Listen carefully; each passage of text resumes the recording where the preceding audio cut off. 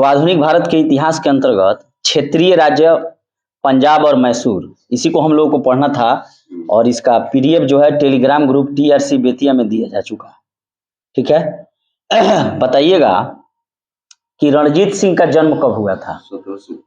1780 में सुकरचकिया मिस्र के मुखिया महासिंह के घर पर रणजीत सिंह का जन्म हुआ था। ठीक है, 13 नवंबर 1780 को रणजीत सिंह का जन्म सुकरचकिया मिस्र के महासिंह के घर हुआ था। चलिए, बहुत अच्छा। अमृतसर की संधि कब हुई थी? 1809 में। अमृतसर की संधि अंग्रेजों एवं महाराजा रणजीत सिंह के बीच 1809 में हुई थी। ठीक है। अच्छा, बताइएगा कि रणजीत सिंह ने मुल्तान को कब जीता था? 1700। देखिए, खूब ध्यान से सुनिए। कहने का मतलब है कि रणजीत सिंह का जन्म हुआ 13 नवंबर 1780 को सुकरचकिया मिस्र के महासिंह के घर पर। उसके बाद रणजीत सिंह एवं अंग्रेजों के बीच 1809 में अमृतसर की संधि होती है और ठीक 9 साल बाद 1818 में मुल्तान को रणजीत सिंह जीत लेते हैं। 1819 में कश्मीर को और 1834 में पेशावर को। तो देखिए, यानी कि पेक मुल्ला को उन्होंने जीता, पेशावर, कश्मीर और मुल्तान को। तो सबसे पहले किसको जीता? मुल्तान को। कब जीता? 18 में। 1819 में कश्मीर को जीता और 1834 में पेशावर को जीता। यहाँ तक क्लियर है? तो इसका मतलब यह है कि कश्मीर पर भी किसका अधिकार था? सिखों का, मतलब रणजीत सिंह का अधिकार था। ठीक है। अच्छा, नेक्स्ट बताइएगा कि अफगानिस्तान के शासक जमन शाह ने पंजाब पर कब आक्रमण किया? 1798 में। 1798 में अफगानिस्तान के शासक जमन शाह ने पंजाब पर आक्रमण किया, लेकिन जमन शाह के वापस जाते समय तो चिनाब नदी में उसकी तोपें गिर गई। ठीक है, गिर गई तो रणजीत सिंह उसे निकलवाए, साफ सफाई करवाए और उसके सम्मान के रूप में उसको वापस कर दिया। किसको वापस किया? अफगानिस्तान के शासक जमन शाह को। जब वापस कर दिया तो इस सेवा के बदले अफगानिस्तान के शासक जमन शाह ने लाहौर पर अधिकार करने का रणजीत सिंह को अनुमति दे दी और आगे चलकर रणजीत सिंह ने लाहौर पर जीत लिया और जीतने के बाद रणजीत सिंह की राजधानी कहाँ थी? लाहौर। क्लियर है? तब 1799 में रणजीत सिंह ने तत्कालीन लाहौर पर अधिकार कर लिया और उसे अपनी राजधानी बनाया। अब यहां से ये प्रश्न आता है कि रणजीत सिंह को राजा की उपाधि किसने दी थी? अफगानिस्तान के शासक जमन शाह ने। अफगानिस्तान के शासक जमन शाह ने रणजीत सिंह को राजा की उपाधि दी और उनको लाहौर का सूबेदार भी मान लिया। क्लियर है? अच्छा, अब यहां से प्रश्न आता है कि अमृतसर को भंगी मिस्र से रणजीत सिंह ने कब जीता था? 1805 में। क्लियर है? अच्छा, हाँ। उसके बाद पंजाब की राजनीतिक राजधानी लाहौर एवं धार्मिक राजधानी अमृतसर। धार्मिक राजधानी अमृतसर क्यों हुई? वहीं पे मैंने अमृतसर स्वर्ण मंदिर था इसलिए। यहाँ तक क्लियर है? अच्छा, अब फिर एक बार इसको दोहरा लिया जाए कि रणजीत सिंह का जन्म कब हुआ?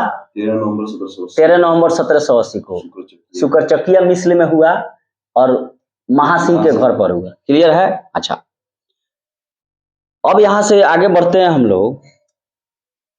तो 1798 में कहाँ के शासक ने पंजाब पर आक्रमण किया था? अफगानिस्तान के शासक जमन शाह ने। तो रणजीत सिंह का जन्म 1780 में सुकरचकिया मिस्र के महासिंह के घर हुआ और ठीक 1798 में अफगानिस्तान के शासक महासिंह ने पंजाब पर आक्रमण किया और उनको वापस जाते समय चिनाब नदी में तोपें गिर गई और तोपें गिरने के बाद रणजीत सिंह निकलवाए, साफ सफाई कराए, अफगानिस्तान के शासक जमन शाह को भेज दिए।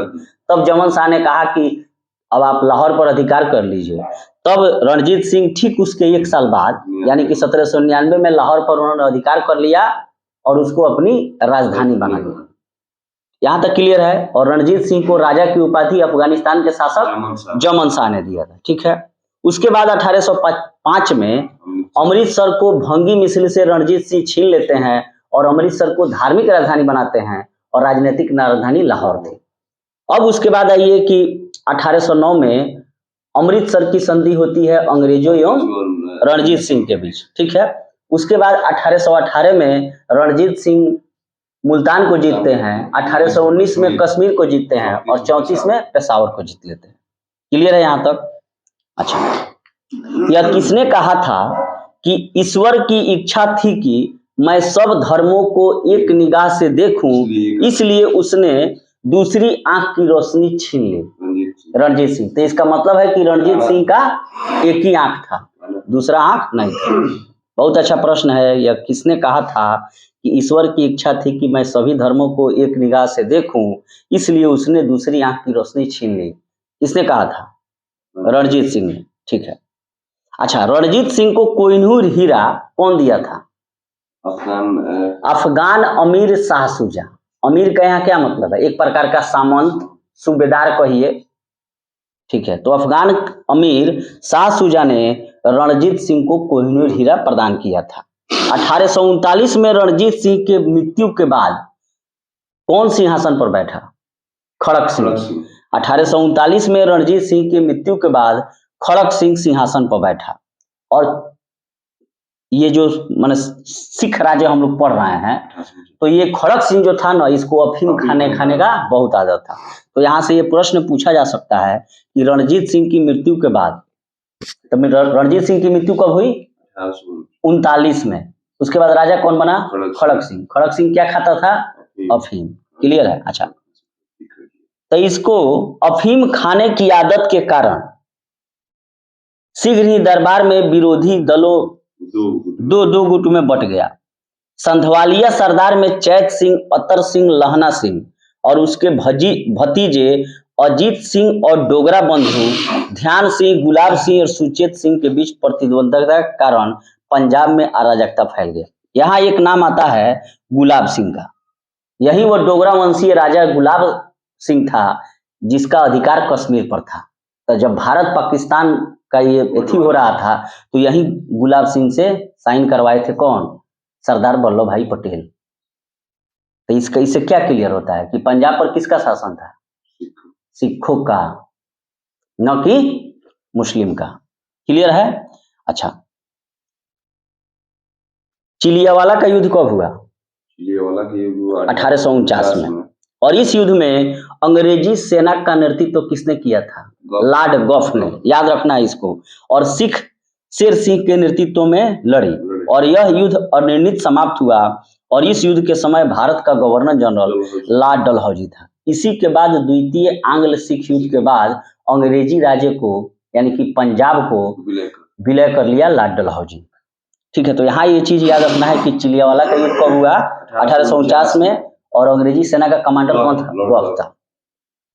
ठीक है, अच्छा ये बताइए कि प्लासी की लड़ाई में अंग्रेजी सेना का नेतृत्व किसने किया? लॉर्ड क्लाइव ने। बक्सर के युद्ध में हेक्टर मुनरो और वांडीवास के युद्ध में आयरकूट, ये सब फंसता है।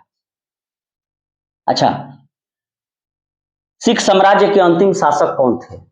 दिलीप सिंह। बहुत अच्छा, सिख साम्राज्य के अंतिम शासक दिलीप सिंह थे। हाँ, बाद में वे माने सिख धर्म को छोड़कर ईसाई धर्म अपना लिए और उन्होंने रूस की भी यात्रा की। और ये जो दिलीप सिंह थे, इनकी मृत्यु कहाँ हुई थी? पेरिस, फ्रांस में। पेरिस, फ्रांस में 1893 में होती है, जब 1893 में अमेरिका के शिकागो में विश्व धर्म सम्मेलन हो रहा था।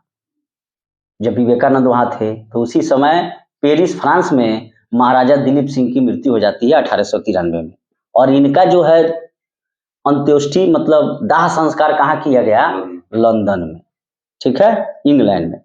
1849 में द्वितीय आंग्ल सिख युद्ध की समाप्ति पर अंग्रेजों ने पंजाब राज्य का विलय कर दिया तथा दलीप सिंह को पेंशन देकर ब्रिटेन भेज दिया। पंजाब के ब्रिटिश साम्राज्य में विलय के बाद लॉर्ड डलहौजी ने 1849 में पंजाब पर शासन करने के लिए 3 लोगों के एक एडमिनिस्ट्रेटिव काउंसिल का गठन किया। उसका अध्यक्ष कौन था? Henry Lawrence.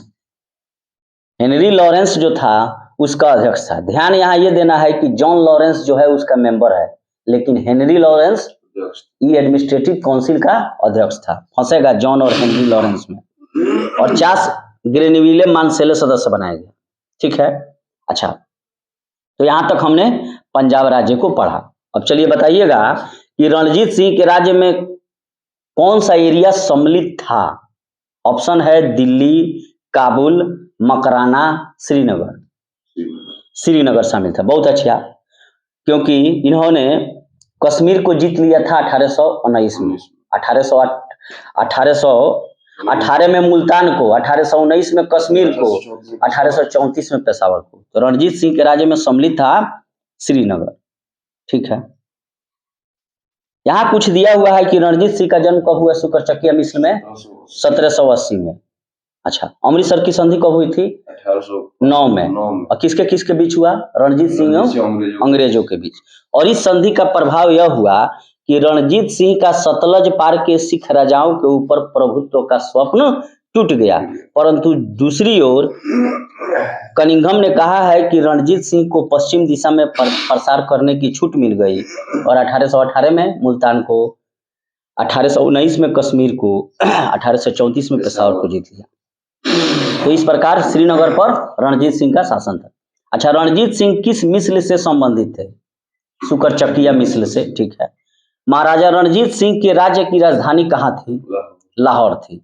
1798 में अफगानिस्तान के शासक जमन शाह ने पंजाब पर आक्रमण किया, परंतु वापस जाते समय उसकी तोपें जो है चिनाब नदी में गिर गई और रणजीत सिंह निकलवाए, साफ सफाई कराए और वापस कर दिए। सेवा के बदले जमन शाह ने लाहौर पर अधिकार करने की अनुमति दे दी और 1799 यानी कि 1 साल बाद रणजीत सिंह ने लाहौर पर अधिकार कर लिया और उसे अपनी राजनीतिक राजधानी बनाया। और रणजीत सिंह की धार्मिक राजधानी अमृतसर। ठीक है, रणजीत सिंह ने सुप्रसिद्ध कोहिनूर हीरा किससे प्राप्त किया था? अमीर शाह शुजा से। ठीक है, पंजाब अहमद शाह अब्दाली के साम्राज्य का भाग था। ध्यान देना है, वही अहमद शाह अब्दाली है जिसने 1761 में पानीपत का तिथि में मराठों को पराजित किया था। तो पंजाब अहमद शाह अब्दाली के साम्राज्य का भाग था, परंतु 1773 में अहमद शाह अब्दाली की मृत्यु हो जाती है और मृत्यु के बाद मुल्तान, कश्मीर कुछ छोटे छोटे भागों को छोड़कर शेष पर सिख मिस्लों का अधिकार हो जाता है। और उधर अफगानों के आंतरिक झगड़े के कारण रणजीत सिंह को अपनी स्थिति मजबूत करने का अवसर मिल जाता है और 1800 में अहमद शाह अब्दाली का पौत्र शाह शुजा काबुल की गद्दी पर बैठा, परंतु उसके भाई महमूद ने शक्तिशाली बरकजई सरदारों फतह खां दोस्त मुहम्मद की सहायता से 1809 में शाह शुजा को विस्थापित कर दिया और स्वयं कश्मीर और पेशावर पर अधिकार कर लिया। इसी अवसर पर शाह शुजा ने काबुल का राज्य प्राप्त करने के लिए रणजीत सिंह से सहायता मांगी और जब भेंट किया तो कोहिनूर हीरा दिया। तो यहाँ पर देखिए, कोहिनूर हीरा कोई फ्री में शाह शुजा नहीं दे रहा है। किस लिए दे रहा है? काबुल पर अधिकार करने के लिए, क्योंकि किसका पोता था? अहमद शाह अब्दाली का। कि फ्री में कोई किसी को कुछ देता नहीं है। सब कोई जानता है कि रणजीत सिंह को शाह शुजा ने कोहिनूर हीरा दिया, लेकिन दिया क्यों? अपने राज्य को प्राप्त करने के लिए। ठीक है, यह किसने कहा था कि ईश्वर की इच्छा थी कि मैं सभी धर्मों को एक निगाह से देखूं, इसलिए मेरी दूसरी आंख को छीन लिया? रणजीत सिंह ने कहा। रणजीत सिंह का जन्म कब हुआ था? 1780 सुकरचकिया मिस्र के महासी के यहाँ। और उस समय वे 12 वर्ष के थे और उनके पिता का स्वर्गवास हो गया। जब 12 वर्ष के थे ये, तब इनके नहीं 1780 में जब जन्म हुआ, तो जब इनके माने पिता का स्वर्गवास हुआ तभी 12 वर्ष के थे। ठीक है, और 1792 आ गया, 80 से 12, तो 1792 से 97 तक एक प्रसितासन परिषद यानी कि काउंसिल ऑफ रेजिडेंसी, जिसमें माता सास और दीवान लखपत राय थे, ने शासन किया। 1797 में उन्हें समस्त कार्यभार स्वयं संभाल लिया और रणजीत सिंह ने लाहौर पर कब अधिकार किया? 1799 में, क्योंकि 98 में जमन शाह हमला किया था पंजाब पर। अमृतसर पर 1805 में, फरीदकोट, मालेर कोटला, अंबाला 1808 में विजय प्राप्त की। रणजीत सिंह एक योग्य शासक थे और उन्होंने कहा था कि ईश्वर की इच्छा थी कि मैं सभी धर्मों को एक निगाह से देखूं, इसलिए दूसरी आंख को ले लो। ठीक है, महाराणा रणजीत सिंह के उत्तराधिकारी कौन हुए? खड़क सिंह। कब हुए? 1839 में, जब रणजीत सिंह की मृत्यु हो गई। और खड़क सिंह अफीम खाते थे, तो नशा करने के कारण दो गुट बन गया। अच्छा, सिख राज्य का अंतिम राजा कौन था? दिलीप सिंह। और उन्होंने कब से कब तक शासन किया? 1843 से लेकर 1849 तक। 49 में डलहौजी ने क्या किया? हड़प लिया। पूरा हड़प लिया सिख राज को। ठीक है। पंजाब के पूर्व महाराजा दलीप सिंह के विषय में कौन सा एक कथन सत्य है? पंजाब के पहले महाराजा दलीप सिंह के बारे में कौन सा कथन सत्य है? ऑप्शन है कि 23 अक्टूबर 1893 में उनका निधन पेरिस में हुआ था। सही है? इसका दिलीप सिंह का पेरिस फ्रांस में हुआ था। और इनकी जो है दाह संस्कार यानी कि अंत्येष्टि का कार्य लंदन में किया गया, ये भी सही है। और इन्होंने दिलीप सिंह ने सिख धर्म को छोड़कर ईसाई धर्म को अपनाया था और रूस की भी यात्रा की थी। ठीक है। सिख साम्राज्य का अंतिम शासक कौन था? दिलीप सिंह। अच्छा, और किस युद्ध के दौरान अंग्रेजों ने पंजाब का विलय अंग्रेजी साम्राज्य में कर लिया? द्वितीय आंग्ल सिख युद्ध 1849। और इनको दिलीप सिंह को पेंशन देकर ब्रिटेन भेज दिया। पंजाब के विलय के पश्चात पंजाब पर शासन करने के लिए 3 परिषद की स्थापना की गई, जिसका अध्यक्ष कौन था? हेनरी लॉरेंस और जॉन लॉरेंस ये सब मेंबर थे। और H.M. इलियट और रॉबर्ट मॉन्टगोमरी इसके मेंबर थे। तो अध्यक्ष कौन था? Henry Lawrence. हाँ, 3 एडमिनिस्ट्रेटिव काउंसिल का हेनरी लॉरेंस। चलिए, यहाँ तक हम लोगों ने पंजाब वाले भाग को अच्छी तरह से पढ़ा। अब हम लोग पढ़ेंगे मैसूर के बारे में। बताइएगा कि प्रथम आंग्ल मैसूर युद्ध कब हुआ? प्रथम हुआ आपको 1767 से 1769। 1767 से लेकर 1769 तक। और इस युद्ध में हैदर अली जीत गया था। और इस दौरान अंग्रेजी सेना का नेतृत्व कौन कर रहा था? वेरेलास्ट कर रहा था। और 4 अप्रैल 1769 को मद्रास की संधि के द्वारा यह समाप्त हुआ। अच्छा, द्वितीय आंग्ल मैसूर युद्ध कब हुआ? 80 से 84। इस दौरान हैदर अली ने निजाम मराठों के साथ मिलकर अंग्रेजों को विरुद्ध एक मोर्चा बनाया था।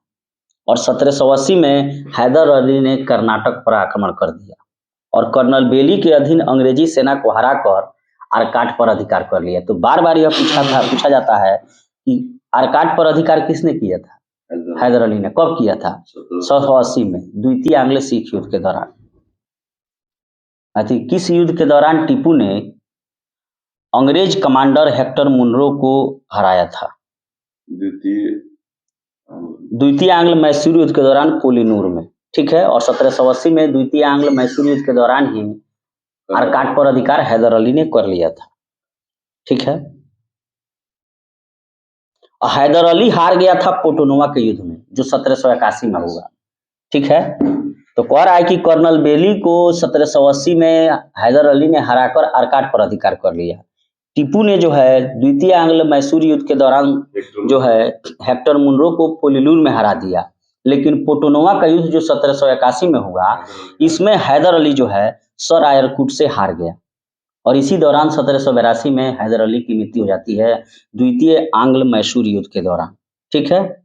लेकिन मृत्यु के बाद टीपू सुल्तान ने युद्ध को जारी रखा और अंततः 1784 में द्वितीय आंग्ल मैसूर युद्ध के दौरान मैंगलोर की संधि होती है। टीपू सुल्तान ने श्रीरंगपट्टनम में स्वतंत्रता का वृक्ष लगवाया, राजधानी बनाया और साथ ही जैकोबिन क्लब की स्थापना की। ये टीपू सुल्तान पहला भारतीय ऐसा राजा था जिसने फ्रांस और मैसूर की मैत्री का प्रतीक का स्वतंत्रता का वृक्ष रोपा और साथ ही अपने समकालीन विदेशी देशों या राज्यों से भी दूतावास स्थापित किए, जैसे ईरान में, कस्तूनुतिनिया आधुनिक इस्तांबुल में, अफगानिस्तान में और फ्रांस में। देखिए कितना माने दूरदर्शी था। तृतीय आंग्ल मैसूर युद्ध कब हुआ?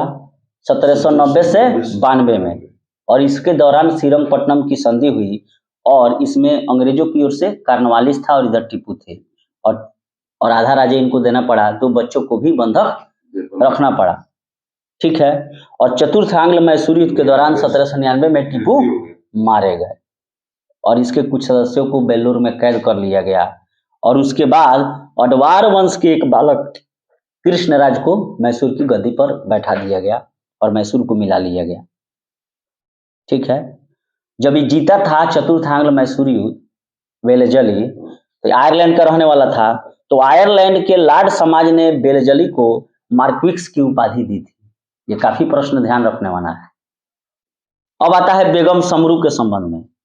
बेगम समरू जो हैं वो 1750 से 1836 तक उनका कार्यकाल है और एक अति प्रसिद्ध चर्च का निर्माण मेरठ के निकट सरधाना में बेगम समरू ने करवाया था।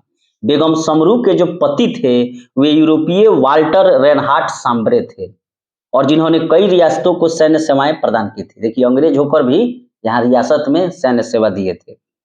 सांब्रे को बंगाल के नवाब नजब खां ने सहारनपुर के रूहेला सरदार जाब्ता खां को हराने में प्रमुख भूमिका के कारण सरधाना की जागीर दे दी थी। अपने पति की मृत्यु के बाद बेगम समरू सरधाना की शासिका बनी थी। एक और सरधाना है नमक कांड, जिसमें लाठी के अंग्रेजों ने लोहे के लगे मूठ से यहाँ के लोगों को पीटा था, जिसमें ये लोग धावा बोला था नमक सत्याग्रह के दौरान बंबई में। चलिए बताइएगा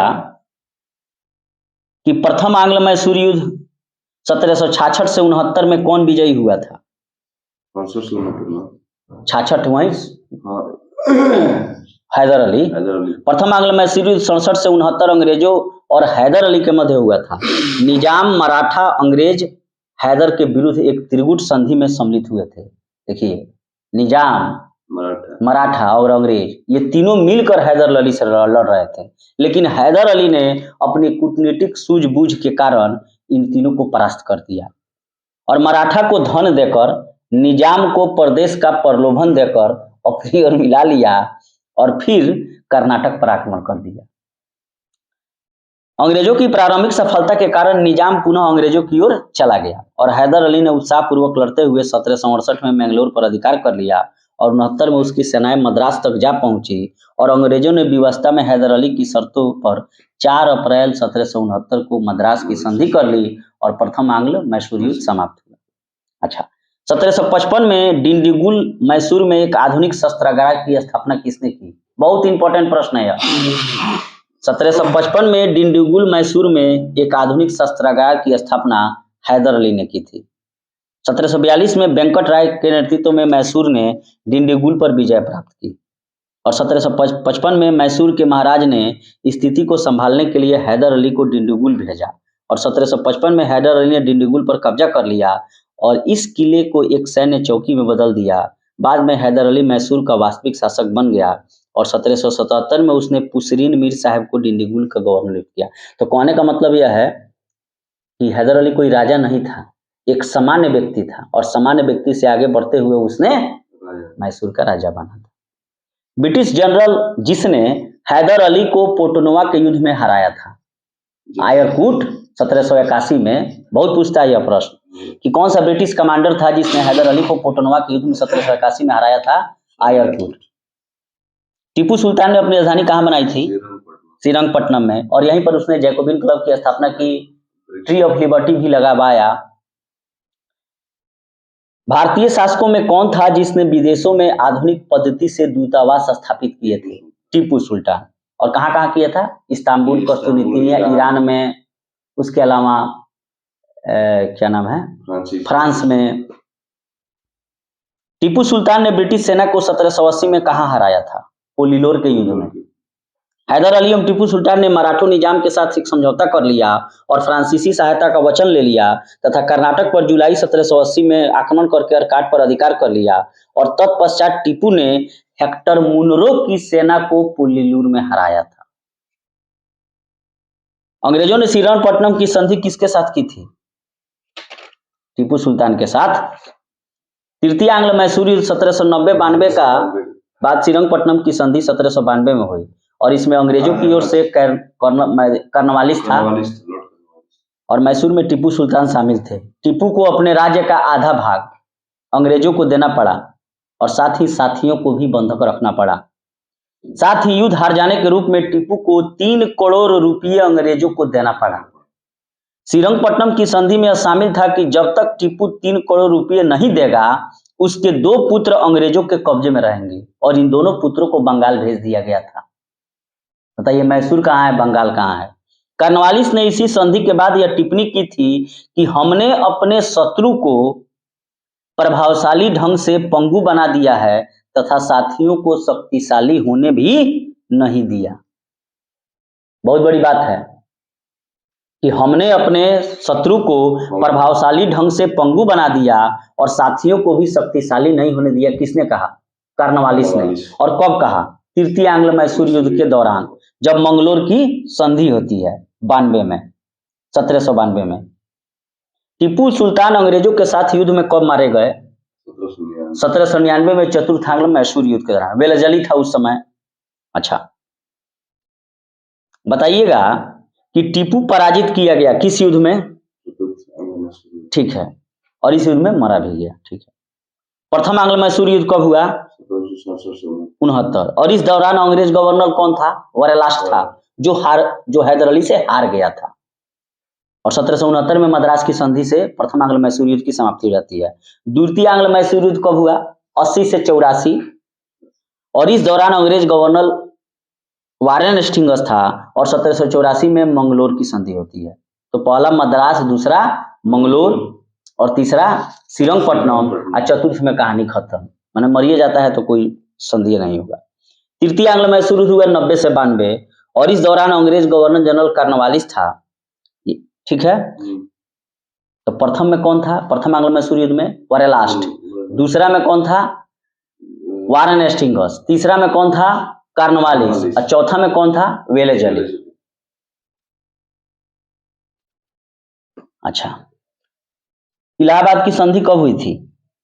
इलाहाबाद की संधि 65 में।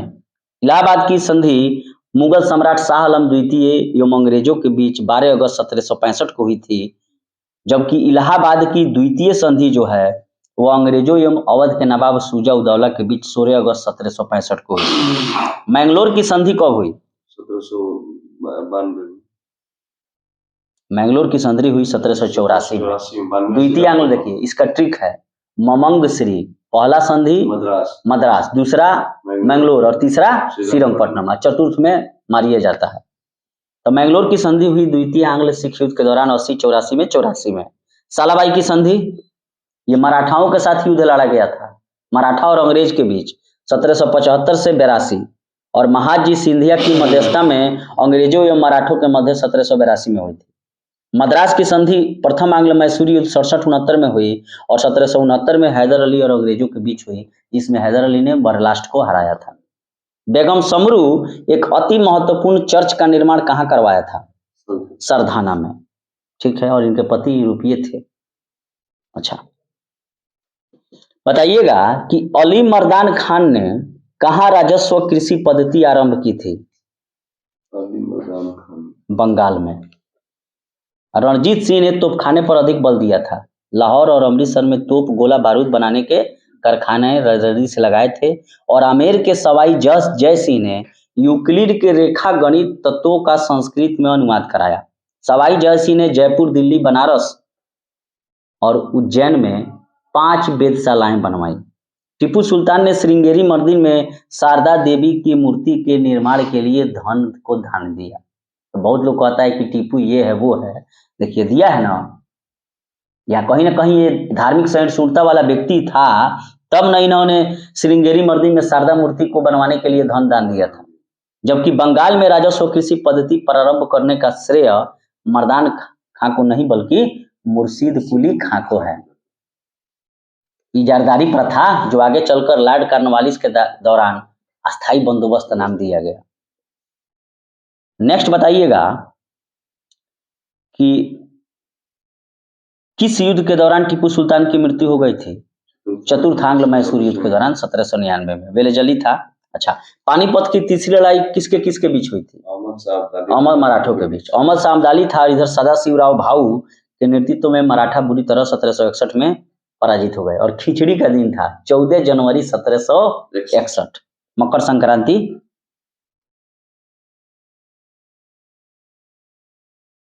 यह किसने कहा है, कौन सा इतिहासकार ने कहा है कि महाराष्ट्र में संभवतः ही कोई ऐसा परिवार होगा जिसने कोई न कोई संबंधी खोया है और कुछ परिवारों का तो सर्वनाश हो गया है? जेएन सरकार ने तृतीय पानीपत के युद्ध में यह बात के विषय में कहा है। अच्छा,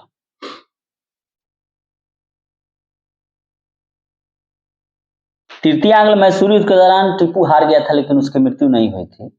और वहीं पर श्रीरंगपट्टनम की संधि होती है, आधा राज्य, कुछ सगे संबंधी और दो बेटों को जो है सो बंधक रखना पड़ता है। जबकि चतुर्थ आंग्ल मैसूर युद्ध के दौरान टीपू सुल्तान की मृत्यु हो जाती है। आज भी तलवार उसका लंदन में रखा हुआ है। अच्छा, प्लासी का युद्ध कब हुआ था? डेट के साथ बताइए। 23 जून 1757 को। प्लासी किस नदी के किनारे है? भागीरथी नदी के किनारे है। प्लासी के युद्ध में कौन कौन लड़ा था? इधर सिराजुद्दौला और उसका सेनापति मीर जाफर और मीरन, लेकिन मीर जाफर मीरन को मिला लिया था धोखे से क्लाइव और इसको मरवा दिया। ठीक है। और अन्य षड्यंत्रकारी भी थे। साहूकार जगत सेठ, राय दुर्लभ, अमीर चंद्र भी प्रमुख थे। बताइए, अब पूरा यहाँ गोले धोखेबाज है। अतः केवल अच्छा ठीक है। तो इस प्रकार हमने जो है भारतीय आधुनिक भारत के इतिहास में पंजाब, मैसूर जैसे क्षेत्रीय राज्यों को पढ़ा।